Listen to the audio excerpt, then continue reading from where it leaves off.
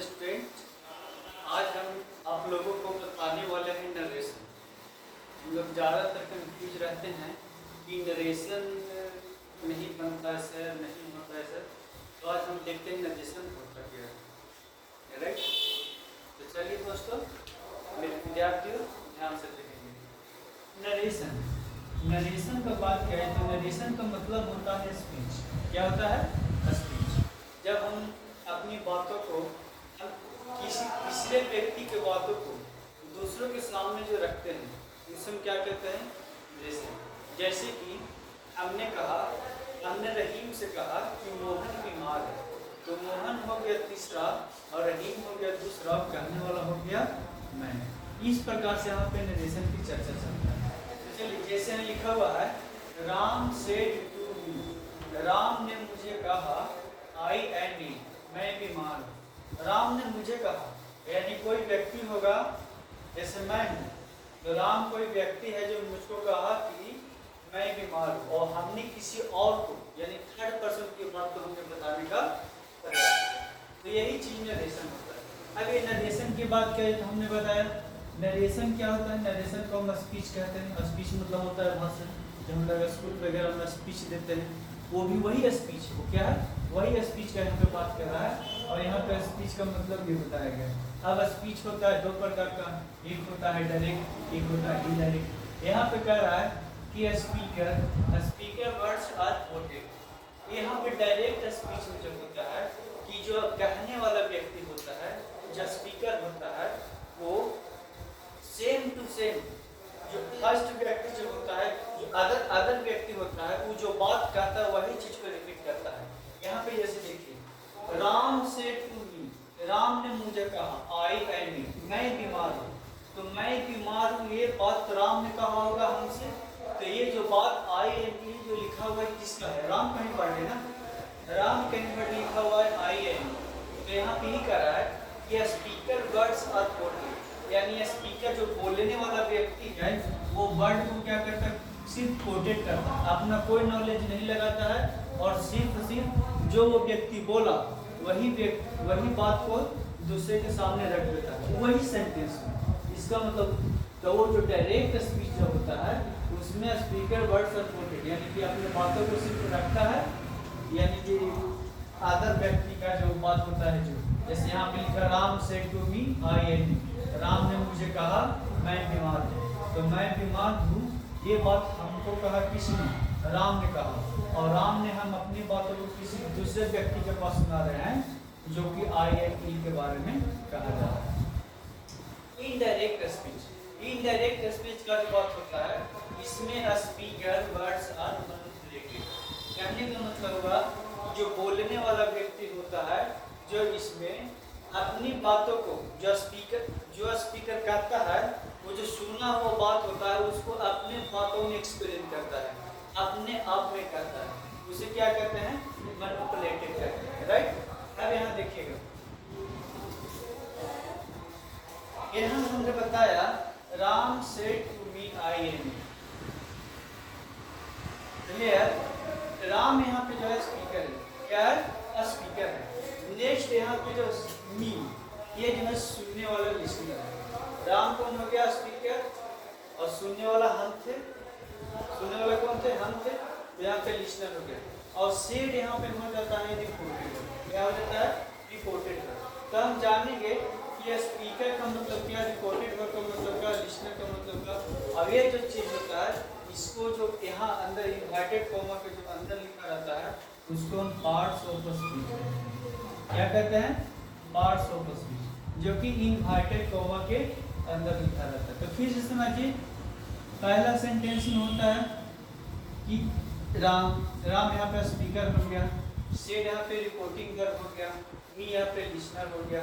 अब ये जो पूरा का पूरा जो सेंटेंस इन्वर्टेड कॉमा के अंदर लिखा हुआ है, वो आपको पार्ट्स ऑफ स्पीच हो गया। क्या हो गया?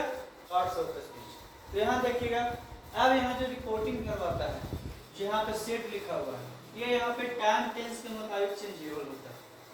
यहाँ पे टाइम टेंस के मुताबिक रिपोर्टिंग वर्ब चेंजेबल होता है। अब ये कौन सा टेंस में हो सकता है? तो आपको पास्ट में हो सकता है, प्रेजेंट में हो सकता है, और फ्यूचर में हो सकता है। अब यहाँ पे सवाल आई कि सर ये इनवाइटेड कोमा और यहाँ पे रिपोर्टिंग वर्ब। तो पहले यहाँ पे देख लेते हैं रिपोर्टिंग वर्ब के बारे में जानते हैं। रिपोर्टिंग वर्ब जो होता है, जब भी रिपोर्टिंग वर्ब रहेगा तो उसको बाद आपको लिस्नर मिलेगा। जैसे कि ये रिपोर्टिंग वर्ब है, इसके बाद एक क्या है, लिस्नर है। यहाँ पे हम लोग ऑब्जेक्ट के रूप में क्या सकते हैं, यहाँ पे क्या है, लिस्नर है। अब यहाँ पे लिस्नर है तो जैसी रिपोर्टिंग वर्ब है उसके बाद टू लगा रहेगा। क्या लगा रहेगा, टू, और टू के बाद जो लिखा हुआ रहेगा वो क्या रहेगा, लिस्नर रहेगा। यस या नो। अब यहाँ देखिए, कभी कभी यहाँ पे आपको ऑब्जेक्ट मिलेगा, कभी कभी ऑब्जेक्ट नहीं मिलेगा, यानी लिस्नर रहेगा नहीं तो नहीं रहेगा। अब देखिए, यदि आपका जो लिस्नर रिपोर्टिंग वर्ब का जो लिस्नर रहेगा, रिपोर्टिंग वर्ब का लिस्नर है, रिपोर्टिंग वर्ब का लिस्नर है और नहीं है, यदि रिपोर्टिंग वर्ब का लिस्नर नहीं रहता है, ए बच्चों यहाँ जो रिपोर्टिंग वर्ब का लिस्नर नहीं रहता है, ए लड़का यहाँ देखो आराम से समझो, आराम से माता है कुछ ना। तो यहाँ देखिएगा, यहाँ जो रिपोर्टिंग वर्ब है, यदि रिपोर्टिंग वर्ब के बाद लिस्नर नहीं रहता है तो हमने जो चेंज करते हैं वो चेंज नहीं होता है, सेम टू सेम लिखा जाता है। जैसे कि से है तो से हो जाएगा, कब, जब हम उसको इनडायरेक्ट स्पीच में बदलेंगे तब। अब यहाँ देखिए, सेज हो गया तो सेज हो जाएगा, शेड है तो शेड रहेगा, बिल से है तो बिल से है। लेकिन यदि यहाँ पे कोई लिस्नर है यानी सुनने वाला है, तो सुनने वाला सबसे पहले रहेगा, तो रिपोर्टिंग वर्ब के बाद टू लगेगा और टू के बाद सुनने वाला यानी लिस्नर रहेगा। तब यहाँ देखिए, जब यहाँ पे लिस्नर रहेगा यानी लिस्नर रहेगा तो टू के साथ रहेगा। कैसे रहेगा, टू के साथ, यानी रिपोर्टिंग वर्ब रहेगा, रिपोर्टिंग वर्ब के साथ आपको टू लगा रहेगा और टू के बाद लिस्नर रहेगा। तब यहाँ देखिए, जो से जो है तो से टेल में चेंज हो जाता है। किस में चेंज होता है, टेल में। और सेज जो है टेल्स में चेंज हो जाएगा। आपको सेड जो है टोल्ड में चेंज हो जाएगा, और बिल से है जो बिल टेल में चेंज हो जाएगा। ये रही आपको चेंज होने की मामला। कब, जब ये रिपोर्टिंग वर्ब है और रिपोर्टिंग वर्ब के बाद यदि लिस्नर रहे और वो भी टू लगा के लिस्नर रहेगा तो क्या हो जाएगा, इस तरह से चेंज हो जाएगा। अब यहाँ पे देखिए, यहाँ पे है इनवाइटेड कोमा। जब हम डायरेक्ट स्पीच को इनडायरेक्ट स्पीच में बदलते हैं तो हम एक इनवाइटेड कोमा होता है, और इनवाइटेड कोमा को हम प्रयास करते हैं कंजक्शन का रूप देने का। और ये जो कंजक्शन होता है ये होता है आपको दैट। क्या होता है, दैट। तो जो कंजक्शन के रूप में क्या आएगा, दैट आएगा, और यहाँ पे इनवाइटेड कोमा को हटा दिया जाएगा। इनवाइटेड कोमा के क्या कर दिया जाएगा, हटा दिया जाएगा, और उसके बाद यहाँ पे असर्टिव आएगा। ये जो इनवाइटेड कोमा के बाद जो भी सेंटेंस लिखा हुआ रहेगा, जैसे देखिए आई एम ई लिखा हुआ है, क्या लिखा हुआ है, आई एम ई।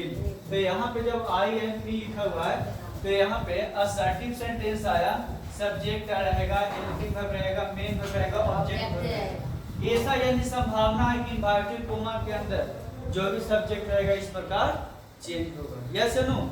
तो इस प्रकार से हम देखते हैं कि रिपोर्टिंग वर्ब के मुताबिक आपको जब रिपोर्टेड स्पीच चेंज होता है, हमने बताया इनवर्टेड कोमा के अंदर जो रहता है क्या होता है, रिपोर्टेड स्पीच होता है। यस या नो। तो इस प्रकार से रिपोर्टेड स्पीच कैसे कैसे चेंज होता है देखिएगा।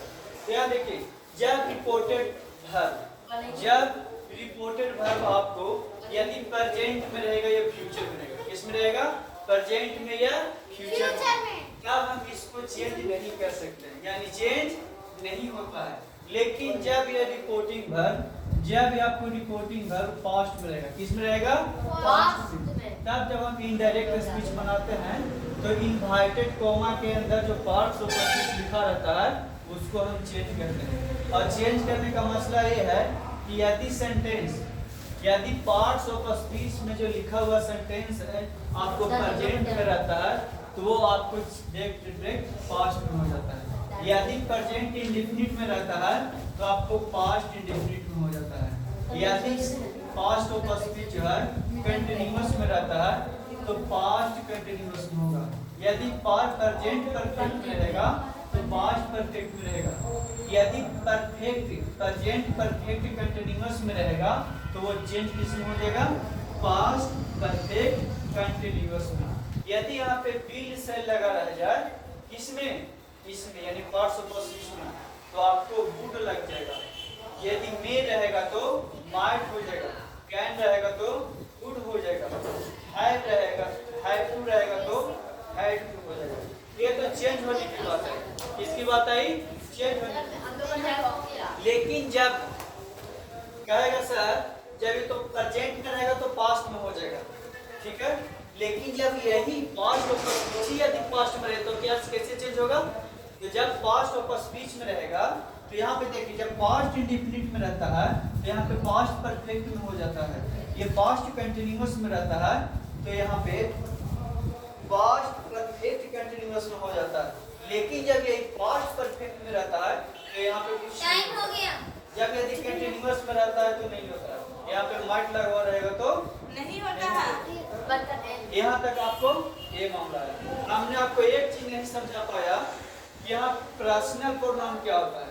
जब पार्ट्स ऑफ स्पीच में जब पर्सनल प्रोनाउन होता है I, my, me, we, our, us, you, your, yours, he, his, him, she, her, it, it's, they, their, them, इस प्रकार से रहेगा। तो यहाँ पे आई और वी को हम फर्स्ट पर्सन कहते हैं। जो स्पीकर होता है बोलने वाले को क्या कहते हैं? First person. बोलने वाले को क्या बोलेंगे? First person. और जो सुनने वाला तो उसे क्या बोलते हैं? Second person. और जिसको बारे में कहा जाता है, जिसको बारे में कहा जाता है वो होता है थर्ड पर्सन। आपको ही हो गया, हिज हो गया, हिम हो गया, सी हो गया, हर हो गया, it, it's, they, them, there. ये नॉन एक्शन पर्सन कैसे होते हैं? Non action person.